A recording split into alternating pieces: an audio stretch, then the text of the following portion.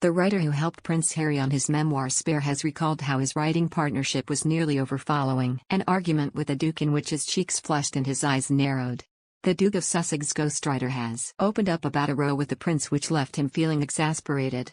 J.R. Moringa said the debate happened in the summer of 2022, 2 years into his role as the ghostwriter on Spare. The pair were reviewing Prince Harry's latest edits in a late-night Zoom session, when they came to a tricky section of the book. The New Yorker. And yet some part of me was still able to step outside the situation and think, this is so weird. I'm shouting at Prince Harry. Then, as Harry started going back at me, as his cheeks flushed and his eyes narrowed, a more pressing thought occurred, whoa, it could all end right here. The section in question is when Prince Harry is captured by pretend terrorists at the end of a period of military exercises. The writer explained the capture was a simulation, but he described how the tortures inflicted in the scenario felt very real to Prince Harry. He described how the Duke was reportedly dragged to an underground bunker where he was physically, mentally and emotionally beaten by his pretend captors. At the end of the grueling session, Mr. Moringa explained how the prince's pretend captors threw him against a wall, screaming insults in his face, which culminated with a dig at his mother, the late Princess Diana. Mr. Moringa said that the prince had wanted to end the scene with a comeback he gave to his captors, something he thought unnecessary that would dilute the true meaning of the passage. He recalled how he had spent months crossing out the comeback, with Prince Harry repeatedly putting it back in. The writer explained that during this late-night Zoom call, the prince was no longer pleading, he was insisting.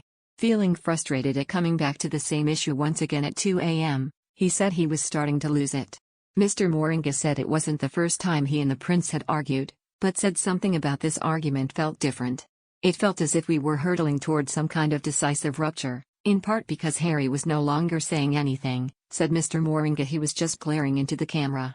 Eventually, the writer said the prince opened up, and calmly explained that he had lived his life with people belittling his intellectual capabilities, seeing him as intellectually inferior to others, and that to him, this final retort he threw to his pretend captors proved he still had a sharp mind, even after being beaten, tortured, deprived of sleep and food.